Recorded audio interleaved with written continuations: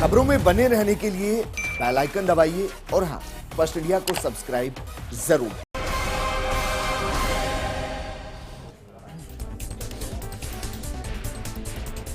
नमस्कार, आप देख रहे हैं जवाब तो देना पड़ेगा और आपके साथ में विजेंद्र सोलंकी। राजस्थान का दिल गांव में बसता है। 70% आबादी गांव में रहती है। कोरोना का कहर भी इस वक्त गांव में ज्यादा दिखाई दे रहा है। सरकार अपनी तरफ से हर मुमकिन कोशिश कर रही है कि गांव को जागरूक किया जा सके, लेकिन लगता है कि अंधविश्वास जागरूकता की ज्वाला को जलने नहीं दे रहा। लोग झोला छाप डॉक्टर्स, हम इन्हें डॉक्टर्स नहीं कहेंगे, लोग झोला छाप मौका परस्त लोगों के चंगुल में फंस रहे हैं। जिंदगी दांव पर लगा रहे हैं या फिर गवा रहे हैं। मेडिकल स्टोर्स मानो अस्पताल बन गए हैं और 8वीं 10वीं पास खुद को डॉक्टर बता रहे हैं। किसी का बेटा कंपाउंडर है इसलिए पिता डॉक्टरी कर रहा है, किसी का मेडिकल स्टोर है इसलिए डॉक्टरी कर रहा है, तो कोई घरों के बाहर नींबू मिर्ची लटका रहा है, कोई घरों के बाहर खेतों में जाकर खाना बना रहा है ताकि भगवान को खुश किया जा सके। सवाल यह है कि क्या ऐसे हम कोरोना को कंट्रोल करेंगे? क्या सरकार की जागरूकता गांव में अंधविश्वास के आगे पनप नहीं पा रही? और इससे भी बड़ा सवाल, जो गांव के जिम्मेदार लोग हैं, मतलब सरपंच है, पंच है, तहसीलदार है, थानेदार हैं, वो कहां है? आज बात इसी मुद्दे पर।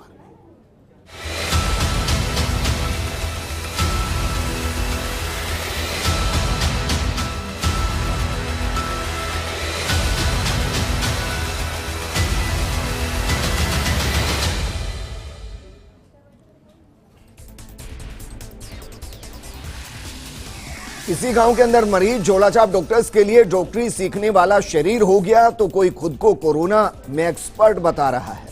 इन पर कोई कार्रवाई नहीं हो रही और जो लोग जागरूक होने चाहिए वो या तो अंधविश्वास के चक्कर में फंसे हैं या फिर झोलाछाप डॉक्टर्स के चंगुल में फंसे हैं। इनको कैसे रोका जाए, कैसे इनको बचाया जाए, इस पर बात करने के लिए हमारे साथ मौजूद हैं कांग्रेस नेता स्वर्णिम चतुर्वेदी जी, बीजेपी नेता मनीष पारिक जी हमारे साथ जुड़े हुए हैं, एस बनर्जी हैं सीनियर फिजिशियन हमारे साथ जुड़े हैं, सैयद असगर अली धर्मगुरु के तौर पर हमारे साथ जुड़े हैं और शास्त्री सुदामा शर्मा भी धर्मगुरु के तौर पर हमारे साथ जुड़े हुए हैं।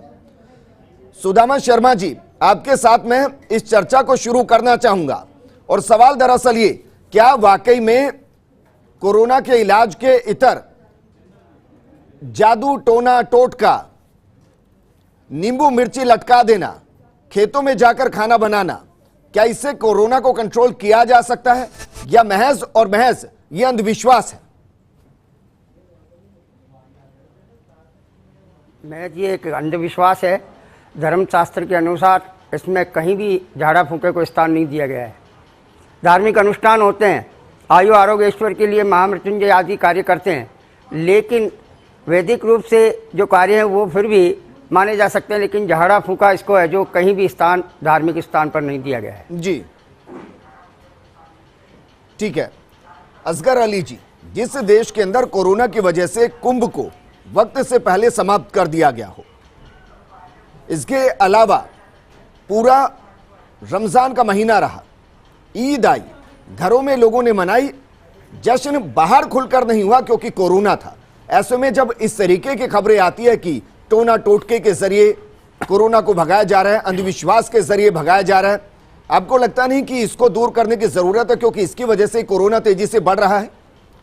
विजय जी, सबसे पहले तो मैं आपके चैनल के माध्यम से हमारे जो जन सेवक हैं श्री अशोक गहलोत जी और उनकी पूरी टीम और स्वास्थ्य विभाग को जो कि उन्होंने कार्य किया है, बहुत जल्दी से बहुत तेज़ी से कोरोना को हमने कंट्रोल में किया है। सारे कोरोना वॉरियर्स को आपके चैनल के थ्रू सलाम करता हूं। और हाँ, मैं ये कहना चाहता हूं सर कि हमारे यहाँ लोग विश्वास और अंधविश्वास के बीच में ज़िंदगी गुजारते हैं। तो जब भी कोई ऐसी विपदा आती है, कोई भी आफत आती है, तो वो पहले डॉक्टर के पास जाने से पहले धर्म की तरफ जाते हैं जी, और फिर वहाँ पर उनको कुछ ऐसे लोग मिल जाते हैं जो अपने उसके अंदर फंसा लेते हैं। हालांकि वक्त रहते अगर वो चीज़ डॉक्टर से, जो काम डॉक्टर से होने का वो डॉक्टर से ही होगा, अगर वो डॉक्टर से मिल लें और समय से वो सलाह ले लें और समय से उपचार करा लें तो फ़ायदा होता है। लेकिन हमारे यहाँ अनफॉर्चुनेटली ये होता है, वो कोई सा भी धर्म हो, इससे नहीं, वो पहले ईश्वर की तरफ जाते हैं और फिर वहाँ से रहनुमाई लेते हैं। ऐसा नहीं है कि वहाँ से उन्हें रहनुमाई नहीं मिलती है, रहनुमाई मिलती है, लेकिन अति विश्वास में जाकर अंधविश्वास में पहुंचकर हमने देखा कि एक वीडियो इस तरह से वायरल हो रहा था कि एक लेडीज़ का ऑक्सीजन हटा लिया गया और उसके ऊपर मंत्र पढ़े जा रहे हैं, और फिर क्या हुआ कि वो हाथों के अंदर चली गई। तो हमारे यहाँ इस वक्त हम बहुत सारी जानों को खो चुके हैं।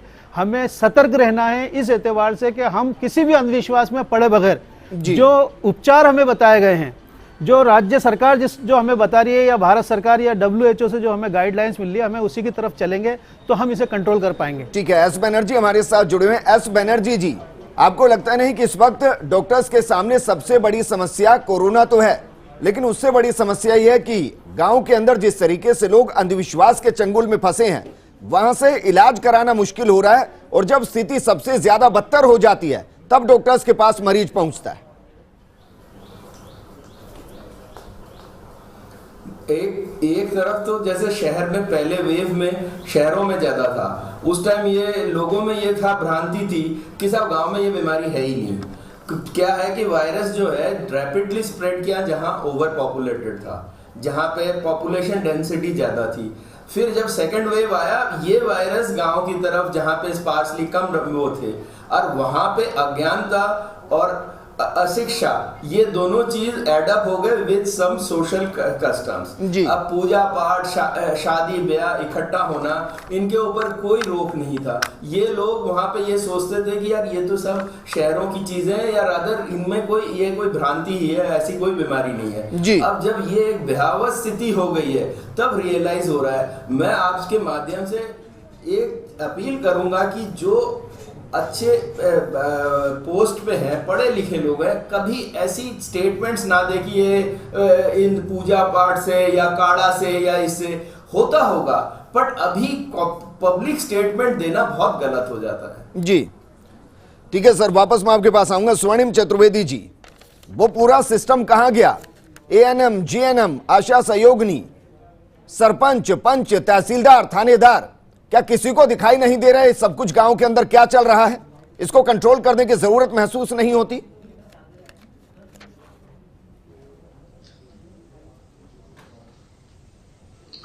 देखिए विजेंद्र जी, मैं आपको आपके चैनल के माध्यम से बताना चाहता हूं, मैं आपको भी बताना चाहता हूं कि हमारे जितनी भी 26 डिस्ट्रिक्ट्स हैं जो रूरल डिस्ट्रिक्ट्स कहलाते हैं, इन सभी डिस्ट्रिक्ट्स में कोरोना मरीजों की पहचान के लिए आंगनवाड़ी वर्कर, आशा सहयोगिनी, टीचर्स, कलेक्टर्स के नेतृत्व में लगातार घर से डोर टू डोर सर्वे कर रहे हैं, एक एक घर में जा रहे हैं, और वहां पे सर्वे करने के साथ ही जो भी ILI के जो पेशेंट मिलते हैं, इन्फ्लुएंजा लाइक इलनेस जिनके पास मिलती है, उन सबको वहां पे एंटीजन किट से उनका टेस्ट कर रहे हैं, उनको टेस्ट करवा रहे हैं, टेस्ट के लिए ले जा रहे हैं CHC, और हाथों हाथ जो है उनको एक दवाइयों का किट भी दे रहे हैं। तो ये सारा सर्वे हमारा चल रहा है, और आने वाले 12 दिन के अंदर पूरे जो 26 डिस्ट्रिक्ट्स हैं, जो लगभग 92% पॉपुलेशन राजस्थान की है, इसको मतलब हम लोग सर्वे कर चुके होंगे। और इसमें ना सिर्फ हम लोग उनको एजुकेट कर रहे हैं, उनको समझा रहे हैं कहां इलाज होगा, यह भी बता रहे हैं, क्योंकि अभी हमने इन पूरे 26 जो डिस्ट्रिक्ट्स हैं,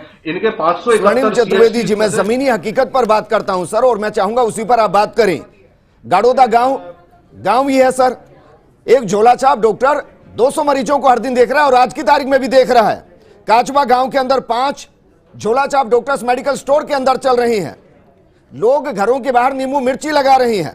मसूदा के पीपलाज गांव के अंदर हुकुम सिंह क्लीनिंग, जिनका बेटा कंपाउंडर है, और बेटा कंपाउंडर इसलिए पिता अपने आप को डॉक्टर समझ के इलाज कर रहा है। ये जब हम तक चीजें पहुंच रही हैं तो आप तक क्यों नहीं पहुंच रही?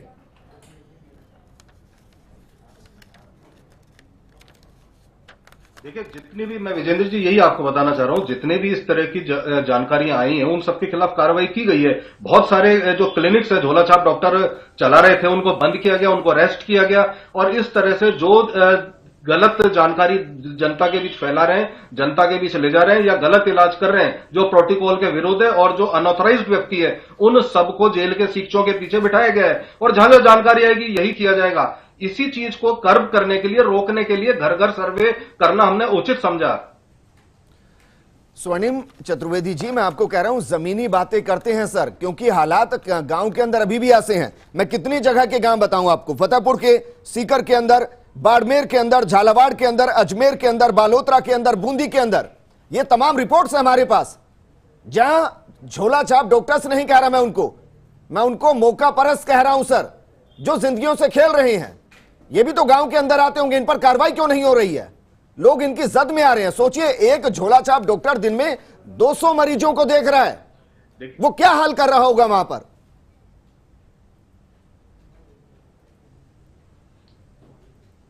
देखिए विजेंद्र जी, मैं यही आपको जानकारी दे रहा हूं कि इन झोला छाप डॉक्टर्स के खिलाफ तो हम कार्रवाई कर ही रहे हैं। हम पेशेंट्स को भी एजुकेट कर रहे हैं, उनके पास खुद उनके घर पहुंच रहे हैं हम, इसीलिए क्योंकि ये भ्रमित करके पैसा कमाने के लालच में लोगों की जिंदगी के साथ खेल रहे हैं। इनको रोकना है, इसीलिए सरकार के कर्मचारी घर घर जा रहे हैं। हमने पुरानी पद्धति बदल करके इस नई पद्धति को सर, मैं ये कह रहा हूं, किसी की जिम्मेदारी तो तय की गई होगी ना।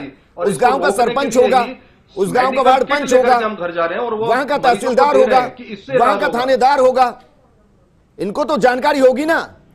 वहां का बाकायदा सीएससी होगा, पीएससी होगा, उनको भी जानकारी होगी क्या हो रहा है। हम सेकंड वेव के अंत तक पहुंच रहे हैं, ऐसे में भी हम यहां तक पहुंच रहे हैं। देखिए ठीक है, मैं वापस आपके पास आऊंगा। एस बनर्जी जी कुछ कहना चाह रहे हैं। एस बनर्जी जी क्या कहना चाह रहे हैं सर? हाँ विजेंद्र जी, क्या झोला छाप कोविड के बाद पैदा हुए क्या? फ्रॉम लास्ट 70 ईयर्स ये नहीं थे क्या जी? तब से अभी तक इसके ऊपर कर्व क्यों नहीं है? इनकी रोकथाम क्यों नहीं हुई? आज तो एकाएक क्या ये एकदम से आ गया क्या 200 मरीज देख रहे हैं? ये तो कल भी देख रहे थे, परसों भी देख रहे थे, इंडिपेंडेंस के बाद से देख रहे हैं। इनके ऊपर कभी कोई रोकथाम नहीं हुई। इनके ऊपर पॉलिटिकल प्रेशर्स और इसकी वजह से ये चुप रहे। अब उजागर हो रहा है क्योंकि ये स्प्रेड करने में बैठ रहे हैं। इनके अगेंस्ट में कारगर क्यों नहीं हुआ? आज दुनिया में हम एक तरफ तो ट्रांसप्लांट्स की बात कर रहे हैं, सोटो की बात कर रहे हैं, एक मेडिकल कॉलेजेस को इतना एडवांस कर रहे हैं, और गांव में इतना पिछड़ापन है। रोड्स नहीं है, मरीज को शिफ्ट नहीं कर पा रहे हैं, हॉस्पिटल्स नहीं है, ऑक्सीजन की कमी है, basic doctors, basic nursing staff, और ये अज्ञानता, जैसे मैंने आपको पहले कहा था, इस अज्ञानता को तो इसके पर्दे हटाने, लोगों को हमें एजुकेट करना पड़ेगा। ये ऐसे ही नहीं हो गया कि कोविड में हो गया, ये तो पहले से ही चल रहा सर था। बिल्कुल, और सरकारें जब आती है वो कहती हैं कि झोला छाप डॉक्टर्स के खिलाफ एक व्यापक अभियान चलाया गया है, उन पर कार्रवाई की गई है, लेकिन देखिए जरा किस तरीके से वो पनप रहे हैं। मैं कहूंगा जैसे बारिश के अंदर फफूंद पनपती है, कोरोना के अंदर ये झोला छाप डॉक्टर्स पनप रहे हैं, और लोगों की जिंदगी के साथ ये पनप रहे हैं, उनकी लाशों पर पनप रहे हैं। मनीष पारिक जी, अलग अलग तरीके से हम सरकार को घेरने की कोशिश करते हैं बतौर विपक्ष। आप मुझे ये बताइए, इतना बड़ा मुद्दा है और आप ये कहते हैं कि हर गांव तक आपका आदमी पहुंचा हुआ है, कार्यकर्ता पहुंचा हुआ है। चुनाव में आप यहां तक दावा करते हैं कि हर पन्ना प्रमुख, पन्ना प्रमुख तक बीजेपी का कार्यकर्ता है। क्या किसी को ये दिखाई नहीं दे रहा कि गांव बस्ती के अंदर क्या हो रहा है? क्या ये बचाना बीजेपी की जिम्मेदारी नहीं? बिल्कुल, ये तो पक्की बात है, लेकिन अब जैसे भारतीय जनता पार्टी के कार्यकर्ता हेल्पलाइन में है, अभी जो रेमडेसिविर की कमी थी, ऑक्सीजन की कमी थी, अब जगह पर शिफ्ट है, और इसका आईसीयू के बेड की बात है, वेंटिलेटर की बात है, उसमें सहयोग कर रहे हैं। मनीष पारिक जी, ये बात सही है 72 लाख कार्यकर्ता कहते हैं आप राजस्थान में। 72 लाख का आंकड़ा क्या होता है? आप मान रहे हैं 72 लाख, यानी कि हर 10 आदमी पर एक बीजेपी का कार्यकर्ता अगर चाहे कंट्रोल करना, कंट्रोल नहीं कर सकता। ये निश्चित तौर पर विजेंद्र, जो वहां पर विषय आता है, उन लोगों को राय देना, समझाना, ये काम वो स्वाभाविक तौर पर करते ही होंगे। लेकिन ये बात सही है कि जब तक कोई एफआईआर या कोई शिकायत नहीं होती है, जब तक इस तरह की चीजों पर लिखता नहीं और जनता सब इकट्ठी होकर करने लग जाती है, तो उसके खिलाफ कोई बोलता भी नहीं है। ये आप सही कह रहे हैं। इसी के लिए ये झोला छाप डॉक्टर ही है सबसे खतरनाक बात है, क्योंकि इसको पब्लिक समर्थन भी होता है, जो गरीब लोग हैं, जिनको सबसे बड़ी बात यह है कि पीएससी और सीएससी अगर पूरी तरह से लेस नहीं होंगे, वहां पे नर्सिंग कर्मचारी नहीं होगा, वहां पे अगर कोई टूल किट और ये सब काम नहीं होंगे, तो निश्चित तौर पर ये लोग इधर उधर जाने को मजबूर होंगे। सरकार का दायित्व तो ये है जी, सोशल मीडिया की दुनिया से बाहर निकलिए सर। टूल किट कहां से आ गया? नहीं, मेरा मतलब यही, टूल जो इक्विपमेंट्स होते हैं मेडिकल के, मैं उसकी बात कर रहा हूँ। क्योंकि डिस्पेंसरी में कोई जांच के स्टेथोस्कोप नहीं है, वहां ब्लड प्रेशर की मशीन नापने की नहीं है, दवाई देने को कंपाउंडर नहीं है, तो वो आदमी इधर उधर भटकता जाता ही है। सरकार का दायित्व है, लोक कल्याणकारी सरकार का, कि वो पीएससीज को और सीएससीज को एनरिच करे, इक्विप करे, ताकि लोग इलाज के लिए उन पर जाएं। और वहां से अगर रेफर करना होता है तो बड़े अस्पताल में जाए, एंटीबायोटिक सीधी सीधी देने लगे, क्योंकि अभी जो ये स्ट्रेन की बात आई है उसमें भी एंटीबायोटिक को सीधा देना चाहिए, और जब तक 2-4 दिन घुमा देंगे फिरा देंगे उसमें, उसके कारण वो सीधा आप फिर सर अटैक करता है। एंटीबायोटिक की बात कर रहे हैं, गांव वालों को यह नहीं पता कि झोला छाप डॉक्टर से इलाज कराएं या कहां जाकर इलाज कराएं। मैं जमीनी बात करने के लिए ही बैठा हूं सर यहां पर, ताकि लोगों तक सीधा मैसेज जाए, सीधा संदेश जाए। सुदामा शर्मा जी, क्या आपको लगता है कि अगर गांव के अंदर लोग अभी भी अंधविश्वास में फंसे हैं तो इसके पीछे की बड़ी वजह वहां के सरपंच, वार्ड पंच, वहां का तहसीलदार, वहां का थानेदार, जो ये कोशिश ही नहीं करता कि लोगों को अगर वो गलत हैं तो गलत कहना शुरू करें, वो अपने वोट बैंक के चक्कर में उसको दरकिनार कर देते हैं कि अगर इनको कुछ कहा गया, इनके आस्था को ठेस पहुंचेगा, अगली बार मैं चुनाव नहीं जीत पाऊंगा, और इसलिए चीजें बढ़ती हैं। विजेंद्र जी, मैं आपकी बात से पूर्ण रूप से सहमत हूं, और इसमें हमारी लोगों की भी जिम्मेदारी बनती है तथा सरकार को धार्मिक लोगों को साथ में लेकर के एक जन जागरण अभियान चलाना चाहिए, और निश्चित तौर से इस पर लगाम लगाया जा सकता है।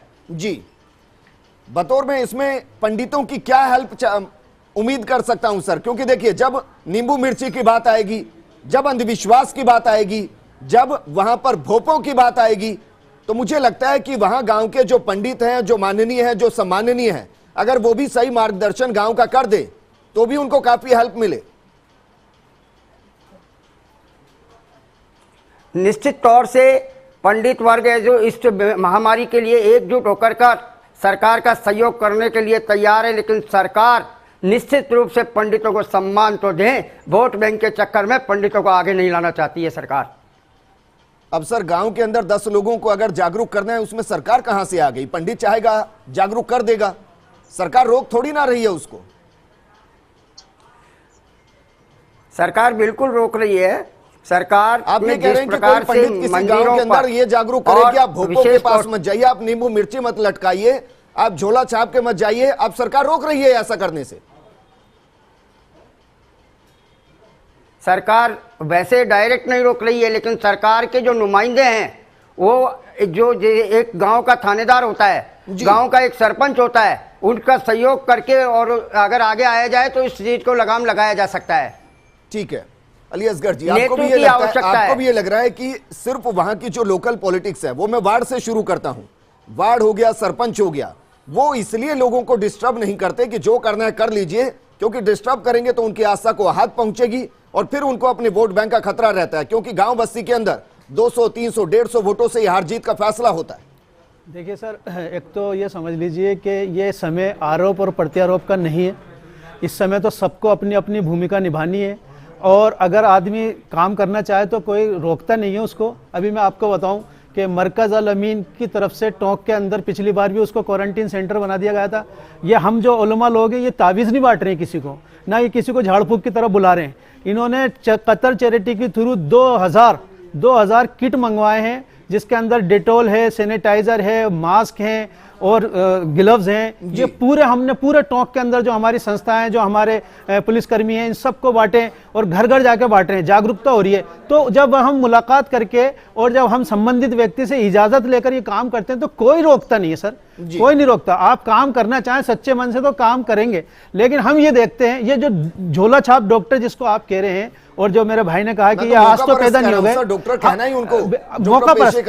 तो ये मौका परस्त, मैं बताऊं, ये असल में टॉप पर देख रहे हैं ना सर। जब टॉप पे लाखों लोग, लाखों रेमडेसिविर नकली पकड़े जा रहे हैं, लाखों को दे दी गई है वो रेमडेसिविर, तो वो बेचारे छोटे क्या करेंगे? वो भी धोखा ही देंगे। जब ऊपर टॉप पे धोखा दिया जा रहा है तो नीचे भी धोखा ही होगा। अब हमारा तंत्र का फेलियर नहीं है, वो क्या क्या चीज किस किस मुहाज पर संभालेगी। आप ये तो देखें कि कितने लोगों को कवर करना है, कितने लोगों को उनको घर में बिठाना है। बहुत मुश्किल होता है त्योहार के समय में। अब सभी जानते हैं कि इस बार कोरोना का जो केंद्र रहा वो कुंभ मेला रहा, लेकिन समय रहते उसको रोका नहीं गया।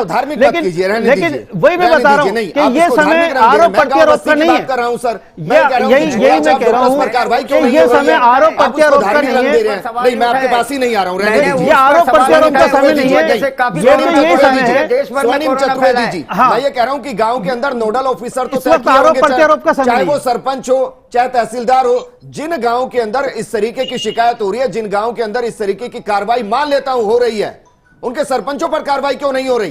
तहसीलदार पर कार्रवाई क्यों नहीं हो रही? ये पूछा क्यों नहीं जा रहा कि जब ये सब कुछ चल रहा है आप आंखें बंद करके कैसे बैठ सकते हैं?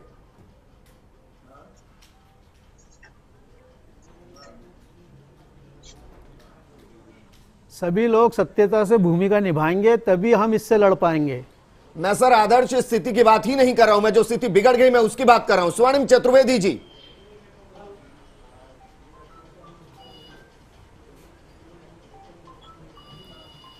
हाँ जी सर सवाल यह है कि हर गांव के अंदर एक नोडल ऑफिसर तो नियुक्त किया होगा किसी ना किसी को। अगर वहां कार्रवाई नहीं हो रही है, वहां झोला छाप डॉक्टर्स पनप रहे हैं, तो उन पर कार्रवाई क्यों नहीं होती?